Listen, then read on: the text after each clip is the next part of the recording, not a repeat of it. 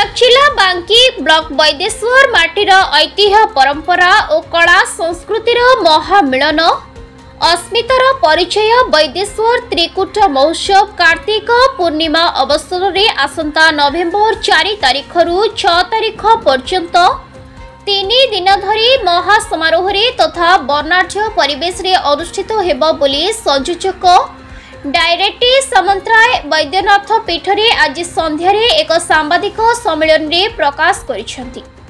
श्री वैद्यनाथ युवक संघ क्लब आनुकूल्य रे आयोजित महोत्सव प्रस्तुति बैठक रे ब्रजबंधु पात्र अध्यक्षता करिथिले। संपादक प्रियरंजन पात्रंको परिचालन रे सरपंच सुरंजन पंडा, महोत्सव परिचालन रे सरपंच सुरंजन पंडा, महोत्सव परामर्शदाता कवि रवि नारायण मंगराज, डॉक्टर सोबित कुमार पट्टनायक, सुभाष चंद्र दले प्रमुख वैदेश्वर ग्रामर बुद्धिजीवी माने अंशग्रहण करथिले। ग्रामर युवक युवती छात्र छात्री मध्य रही जाउथिबा लुकायित कला एवं प्रतिभा लोकलोचन को आनी संवर्धित करबा उत्सव रे उद्देश्य बोली जणाइथिले। प्रत्यह संध्यारे विभिन्न कला ढग ढमाळे पुची नाच गीत संग को मीना बजार सांस्कृतिक कार्यक्रम संग को मेलोडी परिवेशन कराजिबो बोली श्री मंगराज जणाइछंती। बांकी विधायक देवीरंजन त्रिपाठी महोत्सव उद्घाटन करिथिबा बेले पूर्वतन विधायक डॉक्टर देवाशीष पट्टनायक द्वितीय संध्यारे एवं बांकी विकास मंच सभापति शुभ्रांशु मोहन पाढ़ी तृतीय संध्यारे जोगदी उद्बोधन देवे बोली सूचना दिया जायछि।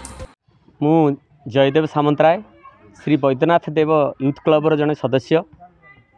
बहुत आनंदर कथा जे आम वैद्यनाथ क्लब यूथ क्लब गोटे विराट बड़ महोत्सव आयोजन करिया जाउछि।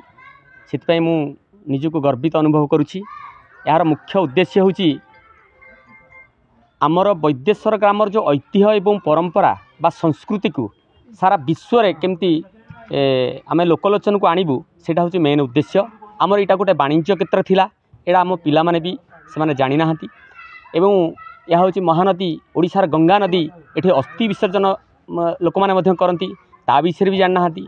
यार विषय बहुत किछि आलोचना बहुत माने पंडित माने भी आछंती हमर वैद्येश्वर भितरे गारिमा गाइबा पई।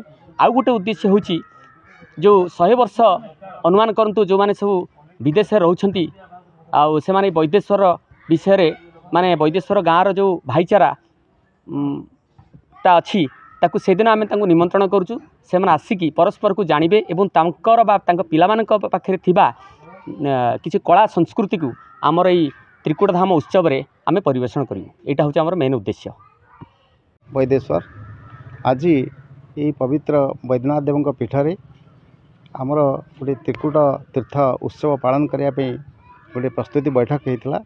ये बैठक रे ये जो पवित्र पीठ जो जगार गजपति वीरकिशोर देव दिने टीकाश्रीपा होते से पवित्र पीठ तथा ये त्रिकूट तीर्थ स्थानर महात्म को लोकादृत करने ये गोटे उत्सव पालन परिकल्पना करा जायछि। वैदेश्वर श्री श्री वैद्यनाथ देव युव परिषद एवं वैदेश्वर ग्रामवासी मानकर सहयोग रे ये उत्सवटी को सफल करने एवं आंचलिक स्तर में लोक मानकर सहयोग रे एठी गोटे कार्यक्रम को जो आयोजन करा जाउछि आशा करूँ निश्चित भाव में सफल हम एवं यही माटीर कला साहित्य संस्कृति एवं ऐतिह्य पौराणिक तथ्य समस्त लोकलोचन को आसीपर यही विश्वास रखी आम आज ये उत्सवटी पालन करुचु। अपरपक्षे यही जगहटी गोटे नौवाणिज्यर प्रथम अनुकूल पीठ जो जगार आमर अच्छा ठाकुराणी बाउती ठाकुराणी से जगार अनुकूल करा जाए से कथा भी लोकलोचन को आसो जहाँ अतीत विलुप्त हो जाता ता निश्चित भाव में लोकादृत हम।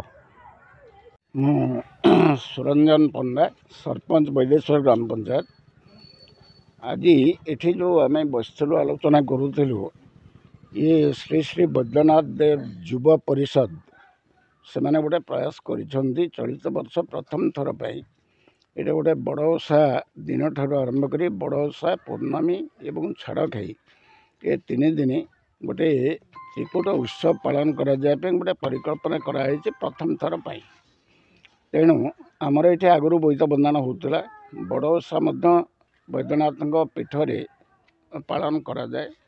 बहुत श्रद्धालु ଏଠି ବଡ଼ ଓଷାର ତରଣ କରନ୍ତି ଏବଂ ଠାକୁରଙ୍କଠି ଭୋଗ ଲଗାନ୍ତି, ବନ୍ଧୁବାନ୍ଧବ ଘରକୁ ମଧ୍ୟ ଦିଅନ୍ତି। ସେ ଆଗରୁ ପାଳନ ହେଉଥିଲା, ତାକୁ ଏକ ଉତ୍ସବ